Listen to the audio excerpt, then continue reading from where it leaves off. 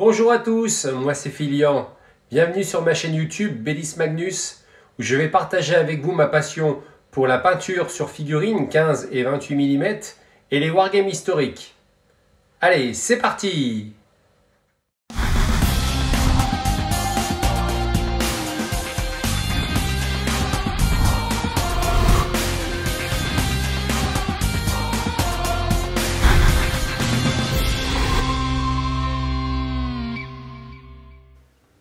Après avoir vaincu Marc-Antoine et Cléopâtre à la bataille d'Actium en 31 avant Jésus-Christ, Octave, le fils adoptif de Jules César, s'empare de tous les pouvoirs. En 27 avant Jésus-Christ, il se fait décerner par le Sénat le titre d'Auguste et d'Imperator, général de toutes les armées. Cela met fin à la République et c'est le début de la période qui a été appelée par les historiens le Haut Empire romain. Cette carte montre ce que fut l'Empire romain dans sa plus grande extension. Durant les 2 premiers siècles de notre ère, les conquêtes seront marginales et l'on assistera surtout à la consolidation des frontières. La Méditerranée, Mare Nostrum, était devenue une gigantesque mer intérieure. Du nord de l'Angleterre aux confins du désert, de l'Atlantique à la mer Caspienne, du Danube jusqu'au Nil. La liste 256 du Premier Empire romain débute donc avec la réorganisation de l'armée faite par Auguste vers 25 après Jésus-Christ jusqu'à la défaite d'Albinus face à Septime Sévère en 197 après Jésus-Christ.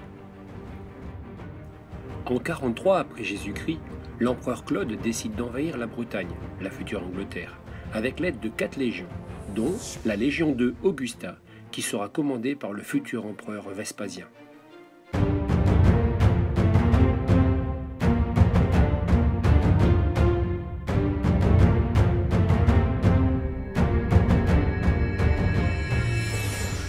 Le légat était l'officier supérieur, commandant une légion.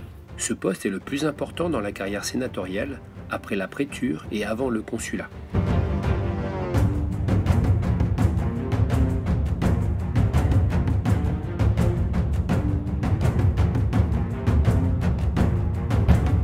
La cavalerie romaine est nommée alae, les ailes. C'est sa position sur le champ de bataille. Les cavaliers étaient des troupes auxiliaires issues des peuples gaulois, germains, hispaniques ou daces. Elles étaient utilisées comme renfort rapide à un endroit qui faiblissait sur le champ de bataille. À l'instar de toutes les légions romaines, la deuxième légion comprenait environ 5500 hommes. 60 centurions fournissaient l'ossature disciplinaire et formatrice de la légion. Ils étaient triés sur le volet en fonction de leur qualité de commandement et d'une volonté à combattre jusqu'à la mort.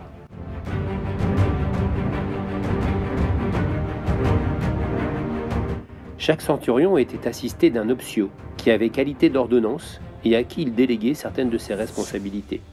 Les optios étaient souvent en attente d'un poste de centurion.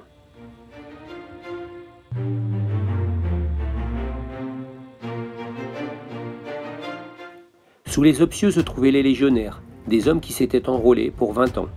En théorie, seuls les citoyens romains pouvaient s'engager dans l'armée, mais il était de plus en plus fréquent pour les populations locales de fournir des recrues à qui l'on accordait la citoyenneté au moment de rejoindre les rangs des légions.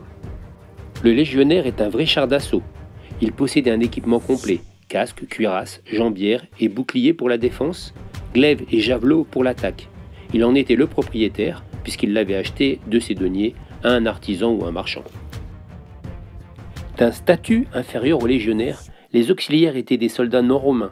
Recrutés dans les provinces, ils fournissaient à l'Empire romain sa cavalerie, son infanterie légère et d'autres compétences spécialisées. La citoyenneté romaine leur était accordée au bout de leurs 25 années de service.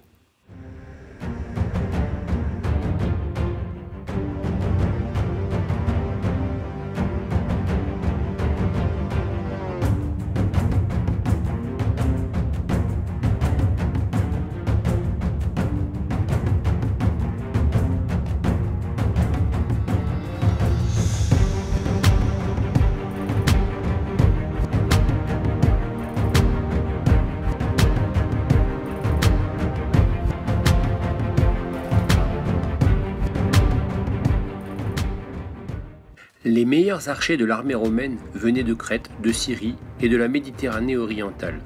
Environ 10% de toutes les forces auxiliaires étaient des archers.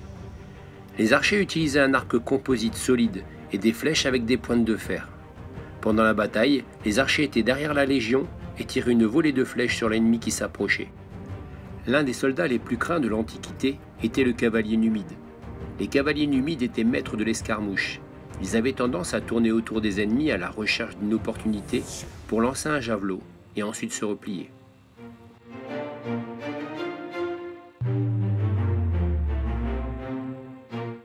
Le scorpion, ou scorpio, lanceur de flèches, était une pièce d'artillerie apparue en 50 avant Jésus-Christ. Cette arme, remarquable par sa précision et sa puissance, était très redoutée par les ennemis de l'Empire romain.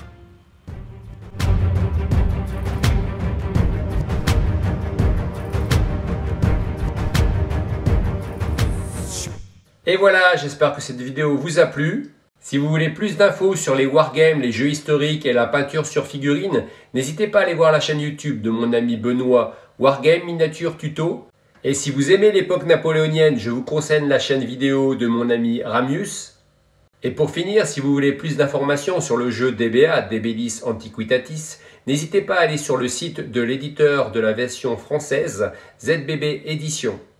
À bientôt!